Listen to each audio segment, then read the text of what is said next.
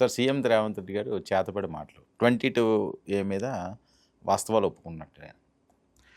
ఖచ్చితంగా 22A మీద నిన్న రేవంత్ రెడ్డి కుకట్పల్లిలో ఇందిరమ్మ భవన్ అదేదో మోడల్ హౌసెస్ కడుతూ శంకుస్థాపన చేస్తూ మాట్లాడారు.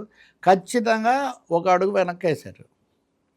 దీని మీద పౌరుల్లో కానీ బిల్డర్స్లో కానీ వచ్చిన అయోమయ అవస్థ, ఒక అచేతన అవస్థ ఆగిపోయిన పరిస్థితి, దీని నుంచి వెనక్కు తగ్గాల్సి వచ్చింది. ఆయన ఎక్కడైనా ఎవరికైనా తప్పు జరిగి ఉంటే, ఎక్కడైనా ఎక్కడైనా ఎవరికైనా జరిగి ఉంటే ఇంత సమస్య ముఖ్యమంత్రి ఎందుకు మాట్లాడతారు?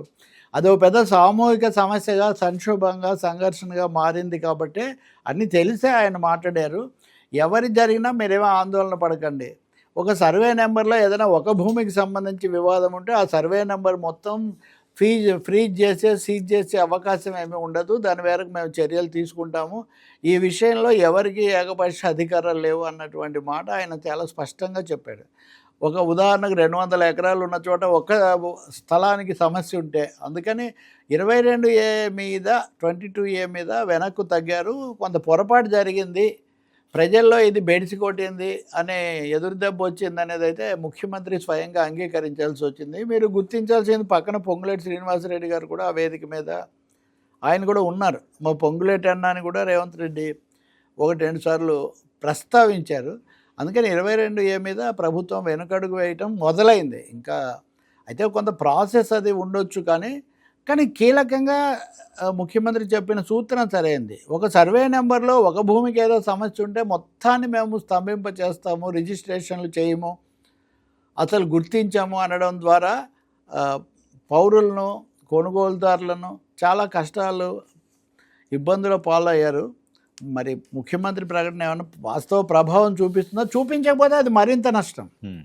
ఇదే ముఖ్యమంత్రి స్వయంగా చెప్పిన తర్వాత కూడా పరిస్థితి ఇదిలా కొనసాగింది అనుకోండి, అప్పుడు 2 సంకేతాలు వెళ్తాయి. ప్రభుత్వం మీద పూర్తి వ్యతిరేకత, ముఖ్యమంత్రి మాటే చెల్లటం లేదు. ముఖ్యమంత్రిని కూడా ఆయన కూడా అడ్డం వేసేటటువంటి వాళ్ళు అక్కడ ఉన్నారు. ఇట్లాంటి సంకేతాలు వస్తాయి. మరి రేవంత్ రెడ్డి ఆ జాగ్రత్త తీసుకోవాల్సి ఉంటుంది. మీకు తెలుసు, ఇప్పుడు తెలంగాణలో భూములు రేట్లు విపరీతమైన చర్చ అదే జరుగుతుంది. కేటీఆర్ కూడా మొన్న అంతా యనమల బ్రదర్స్ వాళ్ళ సోదరులు ఇదే మొన్న ఇంకో సంస్థకు కూడా వీళ్ళు భూములు ఇచ్చారు అంటే దుద్దిల శ్రీధర్ బాబు మంత్రి ప్రత్యేకించి ప్రకటన చేశారు. మేము ప్రత్యేకించి అట్లా ఏమీ ఇవ్వలేదు అని ఆయన చెప్పారు. వెంకటరెడ్డి అనుకుంటా ఆయన కూడా చెప్పారు. కానీ ఎదురుగాలే కూడా ఉంది.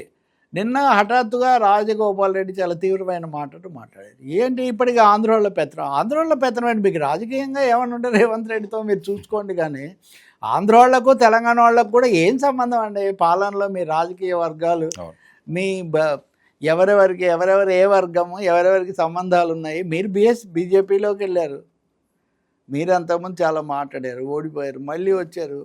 ఇప్పుడు ఒక సోదరుడు మంత్రిగా ఉన్నారు, మీకు కూడా కావాలని మీరు అంటారు. అది మీ సమస్య, కుటుంబ సమస్య. దీనికి తప్ప దాన్ని ఆంధ్ర తెలంగాణ సమస్యగా చేయటం మటుకు అది చెల్లుబాటు కాదు. పాలన ఏముందండి ఇప్పుడు?